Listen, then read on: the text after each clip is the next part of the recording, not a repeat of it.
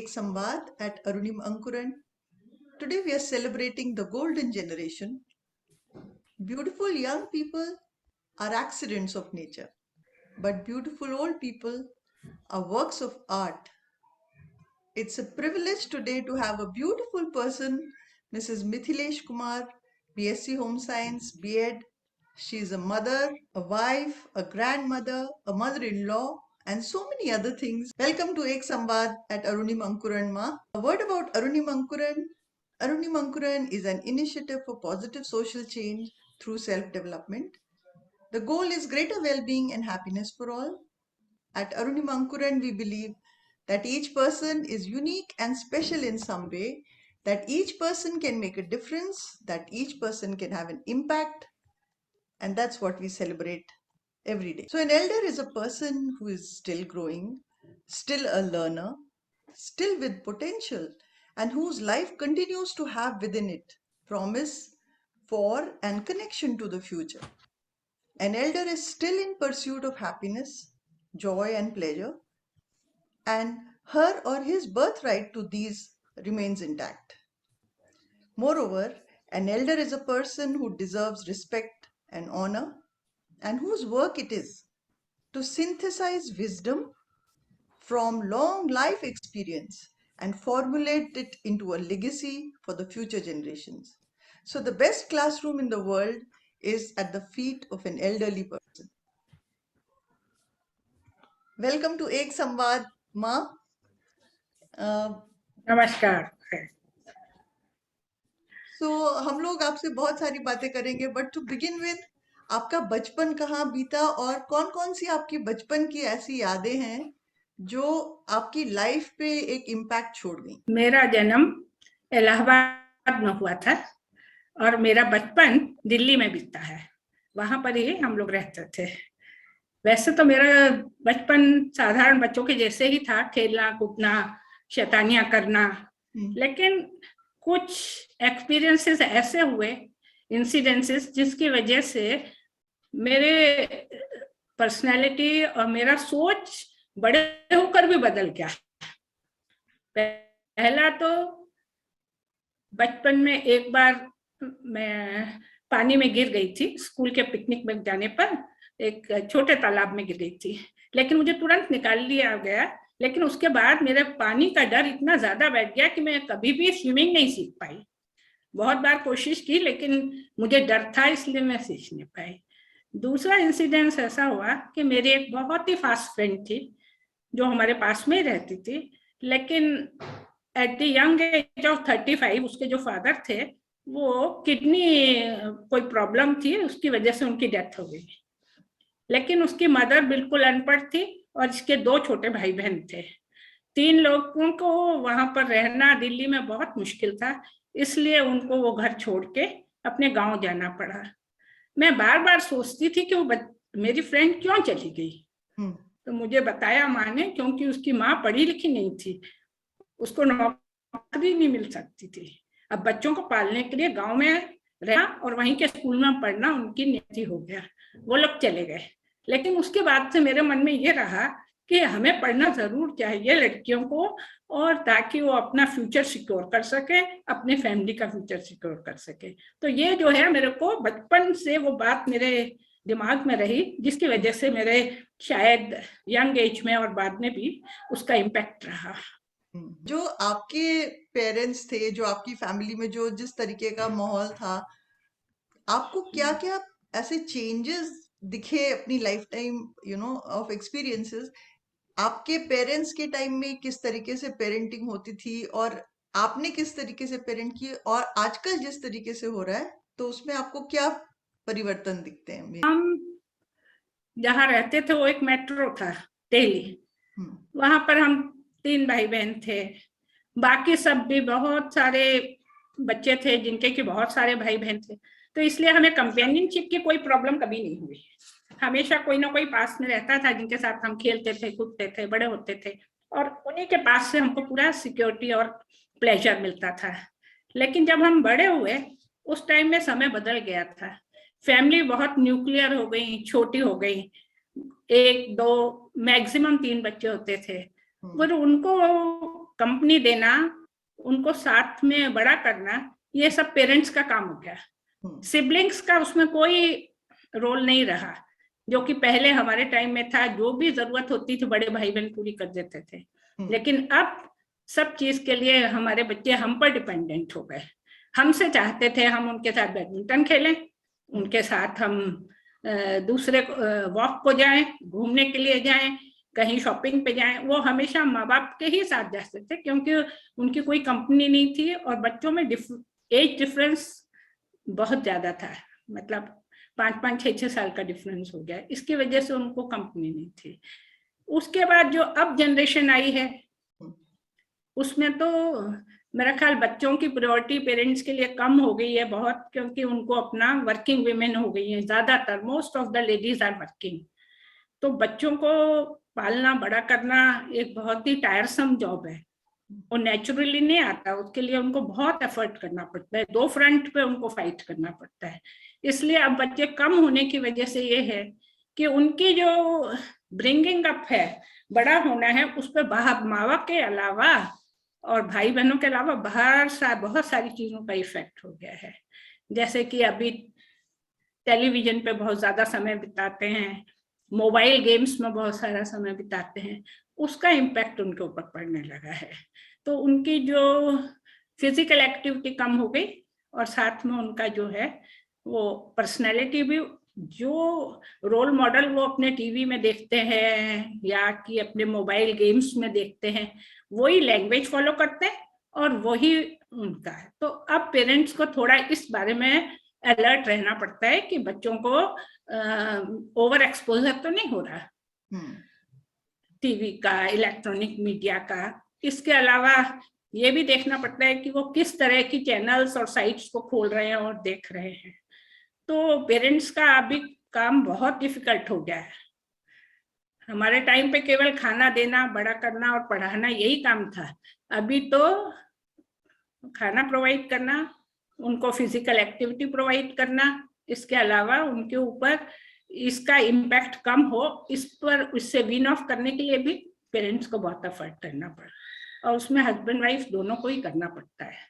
जो मैं अपने घर में देखती हूँ, अपने ग्रैंड चिल्ड्रंस को बड़ा करने में मेरी बहुएं जो कर रही है, मेरी बेटी जो कर रही है, वो मुझे लगता है कि वो हमारे काम से बहुत ज्यादा डिफिकल्ट है। माँ, जैसे आपके बचपन में जो आपकी अपने मदर के साथ बॉन्डिंग थी, जो आपके भाई बहन के साथ बॉन्डिंग थी, तो आपको क्या लगता है कि उसका आपकी लाइफ पे क्या इन्फ्लुएंस रहा? माँ हमें एक सिक्योरिटी देती थी, पढ़ी लिखी नहीं थी, लेकिन हम उनसे हर बात शेयर कर सकते थे। इमोशनल सिक्योरिटी वो बहुत देती थी। उनका कहना यह था कि तुमको पढ़ लिख के अपने पैरों पे खड़ा होना है, इकोनॉमिकली आपको इंडिपेंडेंट होना है, तभी कोई डिसीजन तुम ले सकती हो। क्योंकि अनपढ़ होने की वजह से उनको ये एडवांटेज नहीं था, उनको घर में किसी चीज के लिए पूछा नहीं जाता था, क्योंकि वो बाहर के दुनिया से बिल्कुल वाकिफ ही नहीं थी, वो केवल घर और बच्चों से ही वाकिफ थी। इसलिए उनको वो एडवांटेज नहीं मिला जो कि मुझे मिला, क्योंकि कोई भी डिसीजन जो हम लेंगे वो हस्बैंड वाइफ और फैमिली में इकट्ठा होकर लेंगे, वो उनके साथ नहीं था। जो भी डिसीजन होता था फादर का होता था, मदर का उसमें ऑलमोस्ट कोई रोल नहीं होता था। और अब हमारे टाइम में ऐसा हुआ कि अब जो भी डिसीजन होता था वो जॉइंट डिसीजन होता था, मिल के लेते थे, पूछ के लेते थे और डिस्कस करके लेते थे। अब जो जनरेशन आई है उसमें वाइफ को इतनी इंडिपेंडेंस है कि वो अपने ओन पे अपने डिसीजंस ले सकती है। वो जो भी डिसीजन लेना चाहें उसके लिए आर्गुमेंट रख के कन्विंस कर सकती है अपने पार्टनर को भी और फैमिली को भी, ताकि उसकी जो सोच है, उसकी जो अपनी समझ के अनुसार जो उसका है कि मेरा राइटफुल, ये मेरा अधिकार है, उसको वो ले सकती है। तो ये मुझे बहुत अच्छा लगता है कि इस तरह का डिसीजन जब हमारे बच्चे लेते हैं तो हमें रियली वी फील प्राउड कि बच्चे जो हैं वो अपने ओन पे, लड़कियां भी, बहुएं भी, बेटियां भी, अपने डिसीजन अपना, चाहे वो जॉब से रिलेटेड हो, चाहे बच्चे के कैरियर से रिलेटेड हो, या कि घर के मैनेजमेंट का हो, हर इशू जो है वो अपने ओन पे डिसाइड कर सकती है। लेकिन इमोशनल और साइकोलॉजिकली तो फैमिली एक ही होती है, सब साथ मिलकर रहना चाहते हैं, और उसकी वजह से बच्चों में अब अपने पेरेंट्स के लिए, अपने मदर के लिए मुझे लगता है कि ज्यादा वो वैल्यू करते हैं उनकी। हमारे टाइम में मदर जो थी केवल खाना प्रोवाइड करने वाली थी या इमोशनल सिक्योरिटी, अभी तो फाइनेंशियल भी प्रोवाइड करती हैं और इमोशनल भी, और बाहर के वर्ल्ड की पॉलिटिकल भी। तो उसकी वजह से बच्चे जो है अभी अपने मदर्स को ज्यादा वैल्यू करते हैं और हस्बैंड्स भी अपनी वाइफ को ज्यादा वैल्यू करते हैं। तो माँ, आपने जो आपकी स्कूलिंग के बाद आपकी जो एजुकेशन हुई वो किस तरीके से आपने चूज किया, और आपकी जो कॉलेज की लाइफ थी वो कैसी रही? मेरे एजुकेशन जब हुई तो मुझे किसी तरह का घर से पढ़ाई में हेल्प नहीं मिलता था, क्योंकि फादर बहुत बिजी रहते थे और मदर अनपढ़ थी। अपने ओन पर ही हम जितना पढ़ पाते थे उसके अनुसार हमने पढ़ाई करी, तो हमारा परफॉर्मेंस बहुत अच्छा नहीं था, लेकिन B+ था, जिसकी वजह से हम अच्छे कॉलेज में एडमिशन लेना हमारे लिए ऐसा लगता था कि बहुत मुश्किल होगा, और दिल्ली में हमेशा से कॉम्पिटिटिव रहा है। तो इंटरव्यूज पे कॉल किया गया, तो एक जगह तो ऑनर्स कोर्स में मुझे इंद्रप्रस्थ कॉलेज में एडमिशन मिला, और उसके बाद सेकंड लिस्ट जो निकाली गई लेडी अरविंद कॉलेज, उस समय बहुत अच्छा कॉलेज माना जाता था, गर्ल्स का था, दोनों गर्ल्स के कॉलेज थे, इंद्रप्रस्थ कॉलेज भी और लेडी अरविंद भी।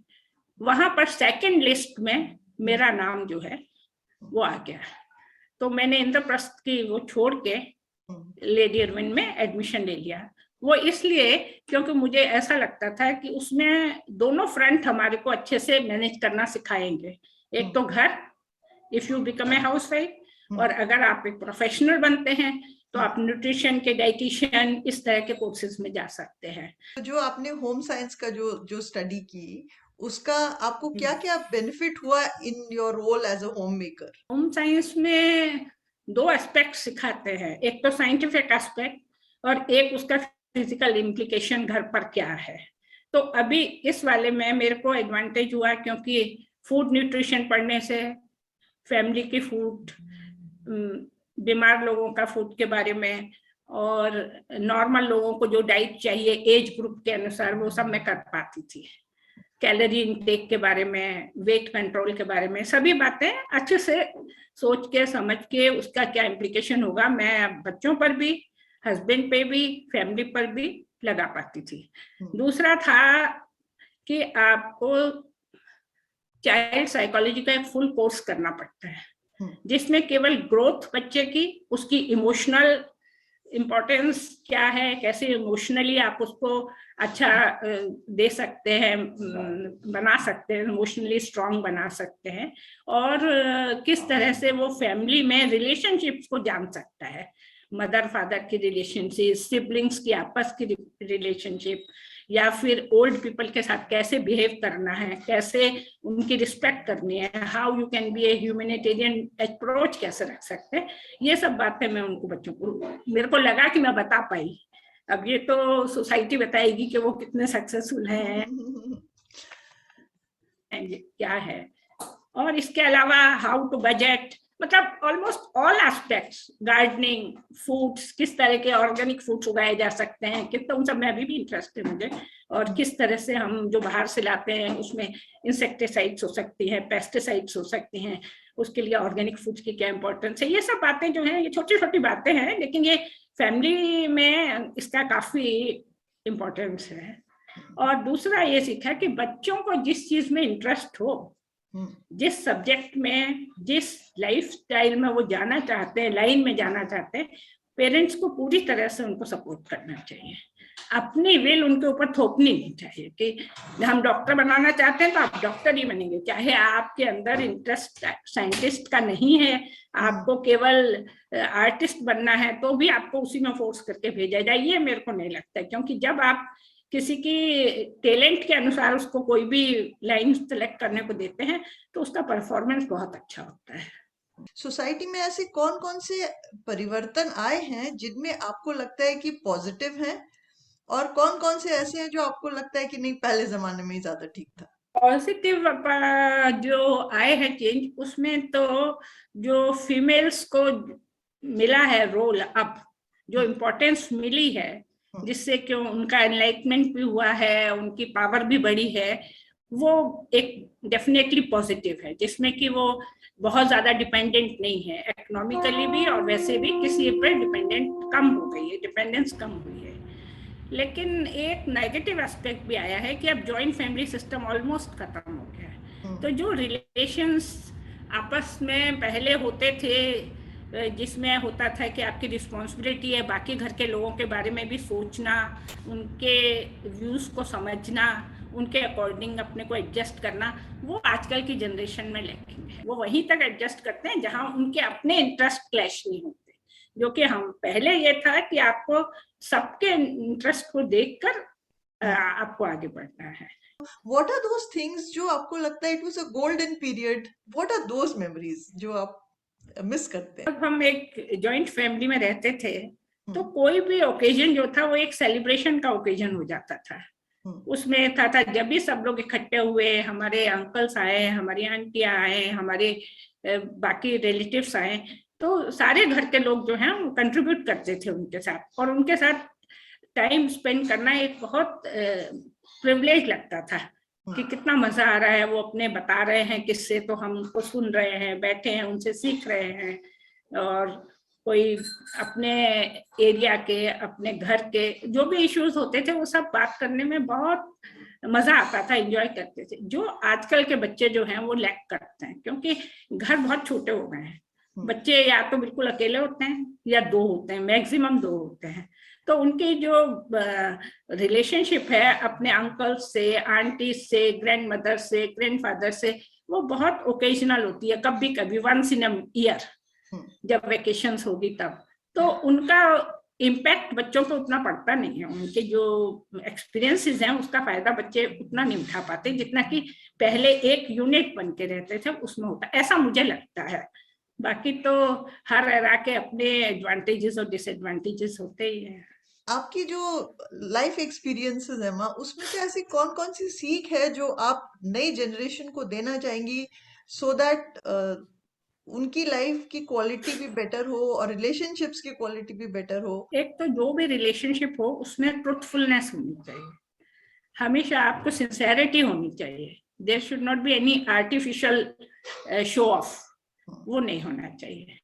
दूसरा, हमको दूसरे की जो वैल्यू सिस्टम है उसको एकदम आउटराइट रिजेक्ट नहीं कर देना चाहिए, उसके साथ अकोमोडेट करने की कोशिश करनी चाहिए, ताकि रिलेशनशिप भी अच्छा बना रहे और उनके एक्सपीरियंस से हम लोग कुछ सीख पाए, बच्चे जो हैं, आने वाली जनरेशन्स जो है वो सीख पाए। हार्ड वर्क, जो कि एक बहुत ही इम्पोर्टेंट एस्पेक्ट है लाइफ का, वो बच्चों के में अंदर से ही शुरू से ही बता देना चाहिए कि कोई भी चीज जो है वो पाना बहुत इजी नहीं है, हर चीज के लिए आपको एफर्ट करना पड़ता है और सेक्रीफाइस करना पड़ता है। तो हार्ड वर्क का कोई अल्टरनेटिव नहीं है, अगर आपको सक्सेस चाहिए तो आपको हार्ड वर्क करना ही पड़ेगा। उसी और दूसरे, बड़ों की रिस्पेक्ट करना, रिलेशंस को बना के रखना, ये भी एक आर्ट है, ये भी एक पेरेंट्स को अपने बच्चों को सिखाना चाहिए कि आपको किस तरह से बड़ों को, एल्डरली को, अपने रिलेशंस को कैसे आप अच्छे से मेंटेन करके रख पाए। और एल्डरली भी शायद अब समझते हैं कि हम बच्चों को बहुत ज्यादा प्रेशर में नहीं डाल सकते, उनके सब बदलते हुए समय के साथ चेंज तो होना ही पड़ेगा सब। माँ, आपकी जो पुरानी यादें हैं उनमें से कौन सी कुछ ऐसी फन मेमोरीज हैं जो आपको बार बार याद आती हैं तो सोच के अच्छा लगता है, खुश होती हैं आप सोच के? क्योंकि मैं जो है वो एक मेट्रो से आती थी, दिल्ली से आती थी, और जहाँ मेरी मैरिज हुई थी वो एक मिडिल टाइप का टाउन था, इलाहाबाद। तो वहाँ उतना एक्सपोजर नहीं था लोगों को, तो कॉस्मेटिक्स के बारे में, फैशन डिजाइनिंग के बारे में, इस सब के में दिल्ली के होने की वजह से हमें एडवांटेज था। लेकिन जब हम मैरिज होकर घर पर आए तो हम जब भी पिक्चर देखने जाएं, कहीं भी जाएं, तो हम देखते हैं कि भाई हमारे जो लिपस्टिक्स हैं, हमारा जो मेकअप का सामान है, वो सारा उलट पुलट हुआ पड़ा है। अरे क्या क्या वो कह रहा है, समझ में नहीं आता था। बाद में जब हमने इंक्वायर किया तो पता चला कि हमारी जो छोटी सिस्टर इन लॉ है वो हमारे जाने के बाद उन सब चीजों को अपने ऊपर अप्लाई करती थी। तो हमें बहुत लगा कि इनको भी चाहिए ऐसी चीजें तो देने, तो हमने सोचा इससे बेटर है कि ये सारे इसको स्पॉइल करें, हम इनको कुछ दे ही देते हैं परमानेंटली। तो वो उनको दे दिया गया, लेकिन फिर भी उनका जो आदत थी वो हमारी चीजों में से निकाल के लगाने की वो नहीं गई।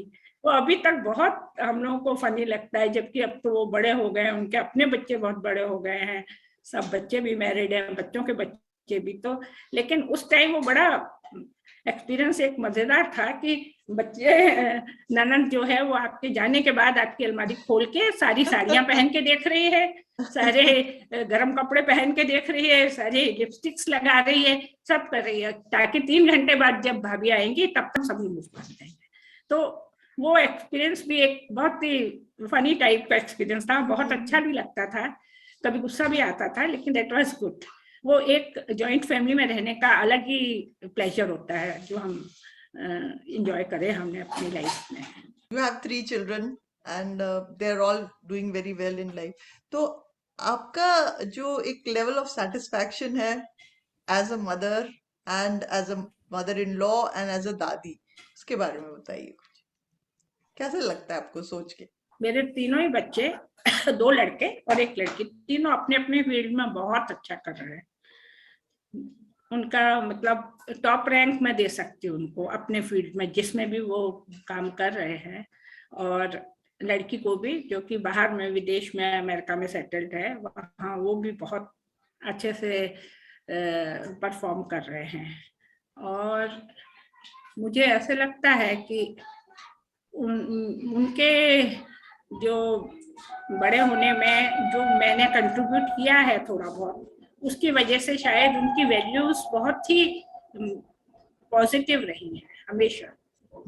दे work hard, then they gain the position which they are now acquiring, and they respect their parents. और मुझे इस बात का बहुत संतोष है कि मेरे बच्चे, मेरी बहुएं, मेरे पोते पोतियां सभी बहुत अच्छे से सेटल्ड और बहुत अच्छे से लाइफ में परफॉर्म कर रहे हैं विदाउट एनी इनहिबिशन, किसी तरह का कोई धोखा छुपाना कुछ नहीं, सब कुछ एकदम ओपन बुक की तरह से हैं। और बहुत I am very proud of them.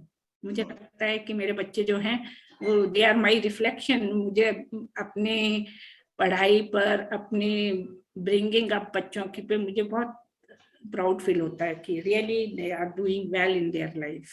Daughter in laws भी सब बहुत अच्छे से परफॉर्म कर रहे हैं, तो I am very proud of them.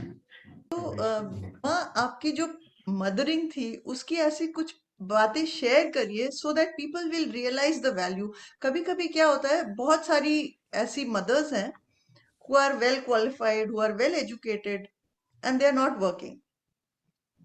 तो वो जो एक उनके अंदर एक कॉम्प्लेक्स जैसा रहता है। I recently met one mother and she said कि मुझे ऐसे कॉम्प्लेक्स जैसा, इंफीरियोरिटी कॉम्प्लेक्स जैसा होता जा रहा है कि सब लोग वर्क कर रहे हैं, मैं वर्क नहीं कर रही। तो ये जो आपकी life is an example of what a big difference a mother makes. Even if she is a stay at home mother, she makes such a big difference to the world. तो आपकी जो मदरिंग स्टाइल थी और आप जिस तरीके से बच्चों को डिसिप्लिन करती थी, या जैसे भी आपकी, उसको शेयर करिए माँ। मेरे तीनों बच्चों में 4-5 साल का डिफरेंस है, तो 1 चाइल्ड एट ए टाइम। तो जब तक वो स्कूलिंग नहीं शुरू हुई तब तक वो अकेला रहा, तो मैं पूरी तरह से उस पर कंसंट्रेट कर पाई। उनको पूरी कंपनी देना, उनको हर तरह से जो इमोशनली, फिजिकली और साइकोलॉजिकली उनको हेल्प करना, ये मेरा रोल था, जिसके लिए मैं सोचती थी कि मदर होती है। किसी तरह की कोई इनसिक्योरिटी उनमें ना आए, किसी भी चीज के मामले में उनको डांटना, फटकारना या डराना नहीं है, उनको समझाना है ताकि वो समझ पाए कि जो वो पढ़ रहे हैं वो आउट ऑफ फियर नहीं, just because they want to gain knowledge. तो इसलिए मैंने उन बच्चों को बहुत ही संभाल के और शांति से समझाया। बहुत डांटना फटकारना तो कभी किया ही नहीं किसी भी बच्चे को, और पूरी एजुकेशन का जिम्मा मेरा ही था बच्चों को पढ़ाने का।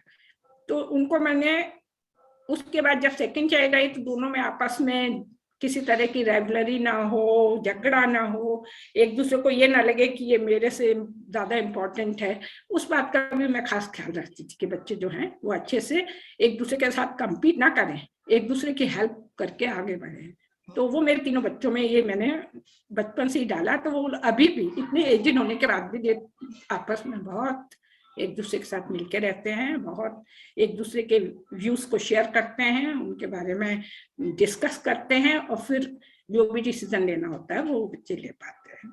Only because of my education. Education तो ऐसा एक जरिया था जिसके थ्रू अगर कभी इमरजेंसी पड़े तो मैं काम कर पाऊँ। वो इसलिए नहीं था कि I am not a earning mother, एक अर्निंग मशीन नहीं है कि पैसा कमाने के लिए, नहीं, just for making children self independent और साथ में अच्छे ह्यूमन बींग्स बने। मैं इसलिए मेरे को लगा कि मैंने जो भी एजुकेशन ली वो मेरे लिए बहुत यूजफुल थी और मेरे बच्चों के लिए भी बहुत यूजफुल रही। और आई रियली लव कि मेरे बच्चे जो हैं उन्होंने बहुत अच्छा सक्सेसफुल लाइफ लीड की है और काफी ऊंचाइयों तक गए हैं जहां पर उनको जाना चाहिए था। माँ, पेरेंटिंग में डिसिप्लिन का क्या रोल है? और पेरेंट्स को, जैसे आप बिल्कुल सही बोल रही हैं कि बिना डांटे फटकारे उनके अंदर से वो आना चाहिए, उसके लिए हाँ। कुछ आपने तो इतने बच्चों को भी और ग्रैंड चिल्ड्रन को भी you have brought them up, तो 3-4 प्रैक्टिकल टिप्स शेयर करिए पेरेंट्स के लिए कि कैसे बच्चों को डिसिप्लिन भी करें और विदाउट पनिशमेंट। पहले तो बच्चों के में ये फीलिंग आनी चाहिए कि जो हमारे को बता रहे हैं हमारी मम्मी या हमारी ग्रैंड मदर, वो किसी तरह का आपके ऊपर जबरदस्ती थोपा नहीं जा रहा है। ये आपके नेचुरल पर्सनालिटी का पार्ट होना चाहिए।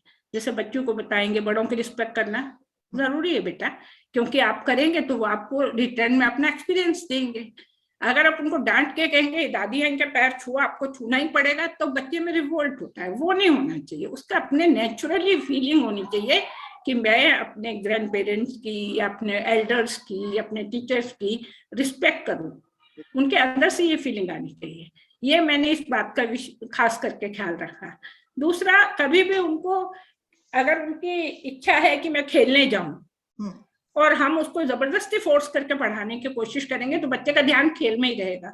तो जो पढ़ाई के आवर्स हैं वो आपको ऐसे रखने चाहिए जो उनके पीयर ग्रुप के गेम्स के साथ क्लैश ना करें। स्कूल से आए तुरंत आने के बाद नहीं हो करना, आप थोड़ा रिलैक्स करो, थोड़ा खेल के आओ, उसके बाद एक टाइम फिक्स कर दो जोन की जिसमें आप भी फ्री हैं और बच्चा भी फ्री है, ताकि उस समय वो पढ़ सके, होमवर्क कर सके और लर्न कर सके।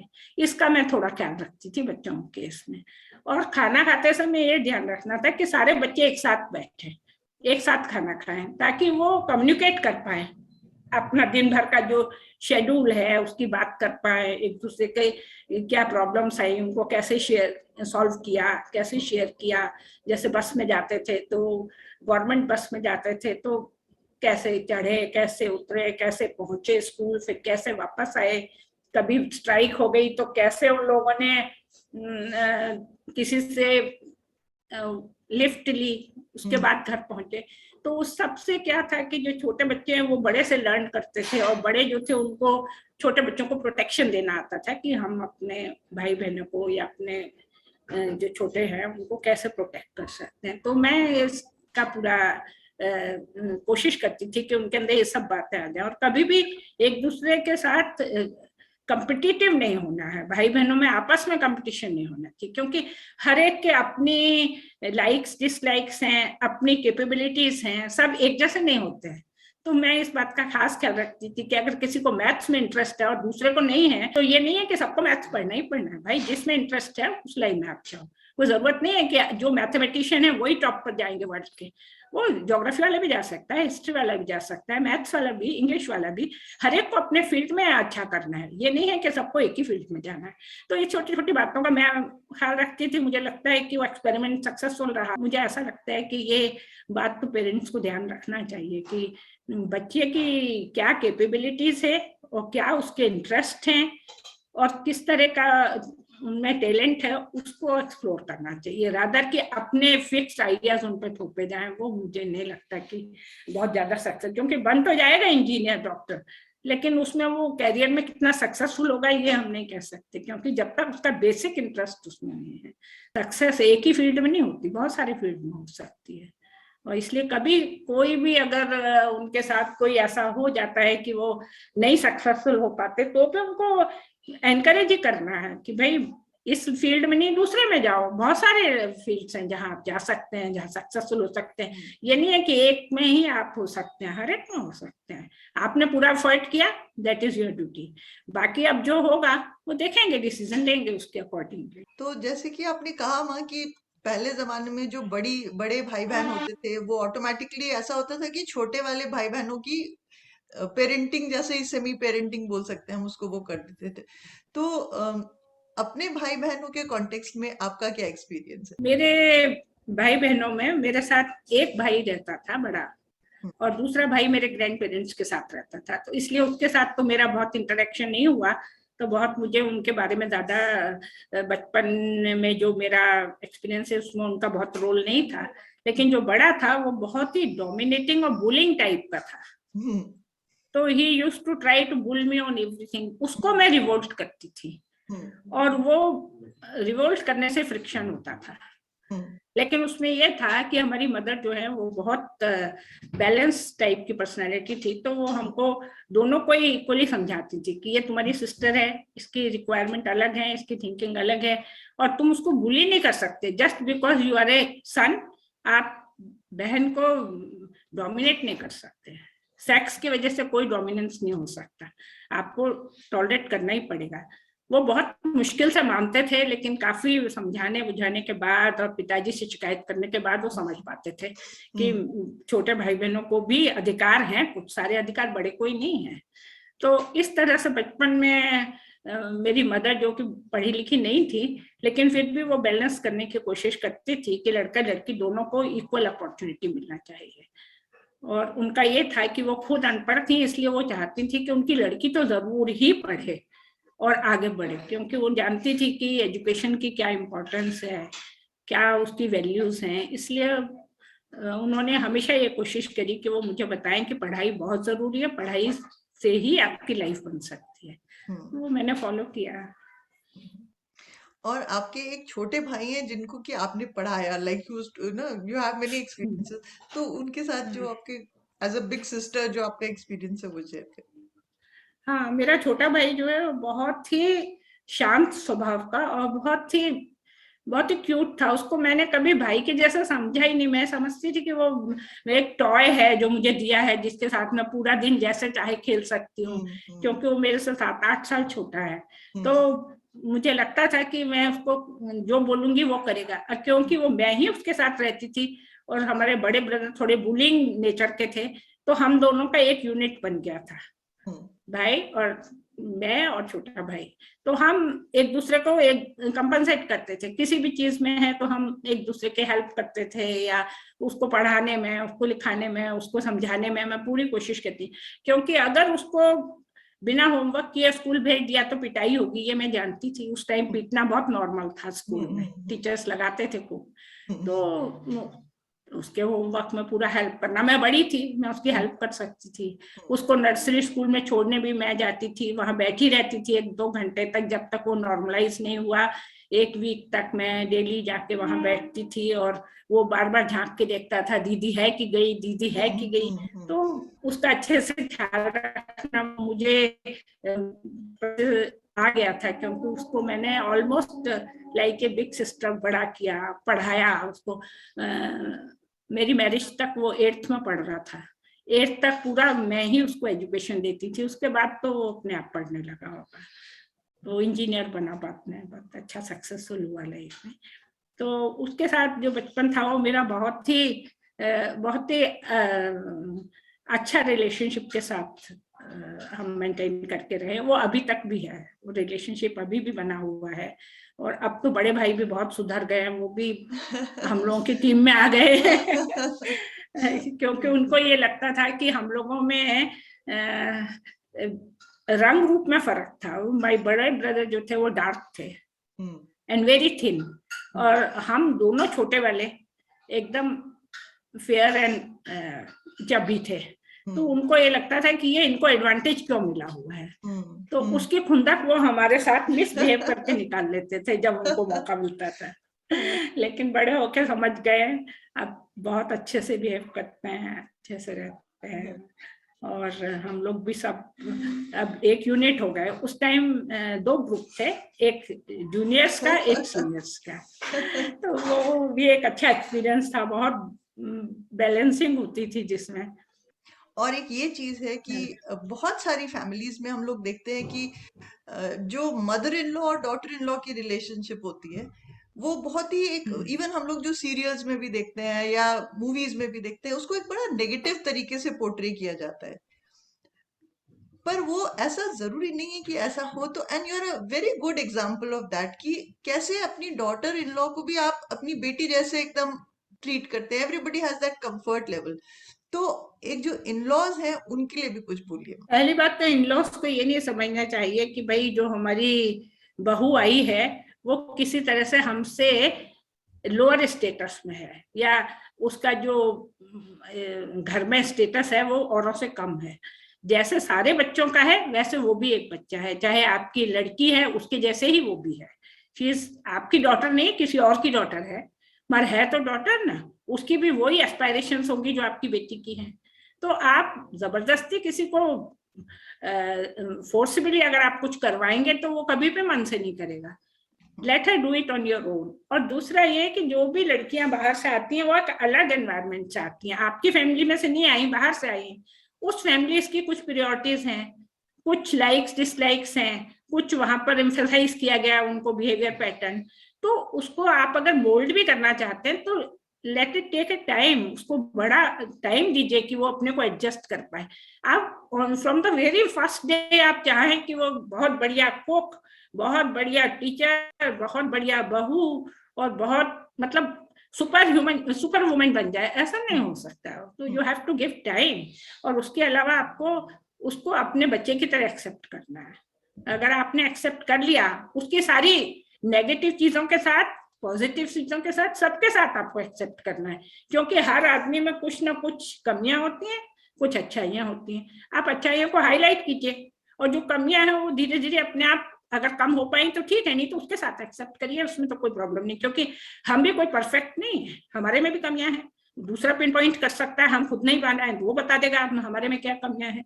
तो इसलिए हमें किसी की भी कमियों को पिन पॉइंट करना that is not good thing. आप उसको टाइम दीजिए एडजस्ट करने का, और साथ में उसके जो भी लिमिटेशंस हैं उसके साथ उसे एक्सेप्ट कीजिए। ऐसा नहीं है कि हर आदमी परफेक्ट बन के आएगा आपके घर में 100% आपके अकॉर्डिंगली, ऐसा नहीं हो सकता, कहीं भी नहीं हो सकता। आपके बच्चे भी अगर 3 हैं तो अलग अलग पर्सनैलिटी के होंगे, वो एक जैसे नहीं हो सकते। तो बहुएं कैसे बिल्कुल एकदम रोल मॉडल बन के आएंगी ये नहीं सोच सकते, बहू या दामाद कोई भी नहीं। तो उनकी सारी लिमिटेशंस के साथ आप उसको एक्सेप्ट करेंगे ना तो आपको कभी कोई प्रॉब्लम ही नहीं होगी। अपनी विल अगर आप उन पर थोपेंगे कोई भी, चाहे उनके बिहेवियर के लिए, चाहे उनके जॉब के लिए, चाहे उनकी पर्सनैलिटी के लिए, और या प्रायोरिटीज के लिए। अब एक किसी को कुकिंग करना अच्छा लगता है, अच्छे कुक बन सकती है, दूसरे को नहीं पसंद है लेकिन उसको बाहर बहुत सारा अच्छा काम कर सकती है, तो लेट हर डू। हर चीज का आजकल तो आंसर है, हर चीज के लिए अल्टरनेटिव्स हैं, तो हम उसको यूज कर सकते हैं। और इसलिए आपके रिलेशन कभी नहीं खराब होगा अगर आपके मन में ये है कि उसको हमने एक्सेप्ट करना ही करना है, जैसे भी है उसके साथ ही हमको एक्सेप्ट करना है।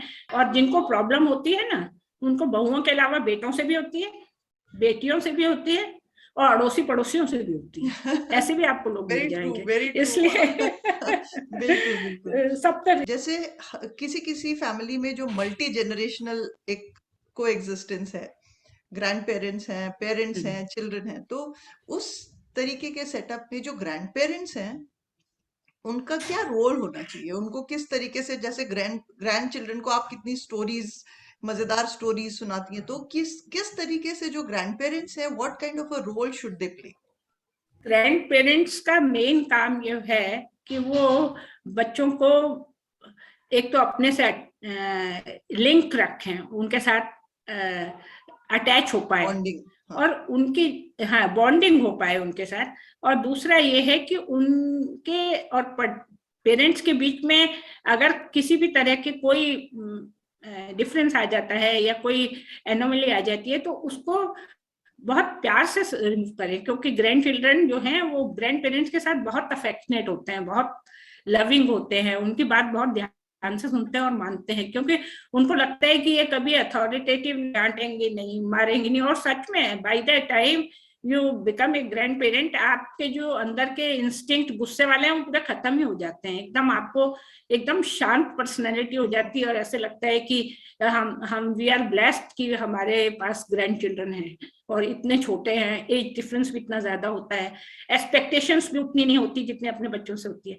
तो वो बच्चों के जो अपने पेरेंट्स के साथ डिफरेंसेस हैं उनको हील अप करने में, उनको पैचअप करने में हम बहुत हेल्प कर सकते हैं। मतलब मुझे लगता है ग्रैंड पेरेंट्स जो हैं वो ऐसा रोल बना सकते हैं, ऐसे बता सकते हैं थ्रू स्टोरीज या उनके बातचीत से या उनके साथ प्ले करके, खेल के, कि उनको लगे कि दे आर, जो पेरेंट्स हमारे साथ कर रहे हैं, स्ट्रिक्ट हो रहे हैं या डांट रहे हैं या समझा रहे हैं, वो just because they love you. तो मुझे लगता है ग्रैंड पेरेंट्स का रोल बहुत अच्छा है, क्योंकि वो घर पे रहते हैं, वो रिटायर हो चुके हैं, जॉब नहीं करते हैं, तो वो बच्चों की पूरी पर्सनैलिटी को बनाने में बहुत हेल्प कर सकते हैं। जैसे एट योर एज कौन कौन सी ऐसी चीजें जो आप करती हैं ताकि एक फिजिकली एंड मेंटली दोनों तरीके से फिट रहें? What is your routine schedule? एक तो रूटीन हमेशा फिक्स होना चाहिए, सोने का भी, उठने का भी। उठने के अलावा आपको हमेशा ये सोच के घर में एक्टिव रहना चाहिए कि आपकी हेल्थ ठीक रहेगी, नॉट बिकॉज कि you are working for somebody else, you are working for yourself. अगर आप बिल्कुल काम कर रहेंगे ही नहीं, किसी भी तरह का कोई काम नहीं करेंगे, तो थोड़े दिन में आपको लगेगा आप यूजलेस, कुछ काम है ही नहीं आपका करने का, यू आर नॉट रिक्वायर्ड, ऐसा लगेगा। वो नहीं होना चाहिए, आपको ऐसा लगना चाहिए कि आपकी भी ड्यूटीज हैं जो आपको करनी है, और बाकी सब घर के लोग भी सोचेंगे कि ये इनकी यूजफुलनेस इनकी हेल्थ के लिए भी अच्छी है, वैसे भी ठीक है। तो कुछ ड्यूटीज आप हमेशा लीजिए, चाहे आप वेजिटेबल शॉपिंग करें, फ्रूट शॉपिंग करें, या कि आप बाजार से कोई और सामान लाने का काम करें, या घर का टाइडीनेस के बारे में कुछ सोचें कि ऐसे ऐसे हमको करना है। पूरा दिन एक्टिव रहते हैं तो रात को आपको नींद ना आने की कोई वो ही नहीं होती, रात में बिस्तर पर लेते ही आपको नींद आ जाती है। नहीं तो ज्यादातर प्रॉब्लम होता है ओल्ड एज में, नींद नहीं आ रही, पूरी रात खांस रहे हैं, बैठे हुए, तो क्योंकि यू डोंट डू एक्टिविटी जितनी आपको करनी चाहिए, जितनी आप कैलोरीज लेते हैं उसको बाहर निकालने के लिए जो एक्टिविटी आपको नहीं कर रहे हैं, तो उसकी वजह से आपको नींद भी नहीं आएगी, आपकी हेल्थ भी अच्छी नहीं रहेगी। तो अपने को फिट रखने के लिए आपको थोड़ा तो फिजिकल वर्क करना ही पड़ेगा। Thank you so much okay for being on ठीक एक है बेटा, संवाद। Okay, God bless you. Thank you माँ।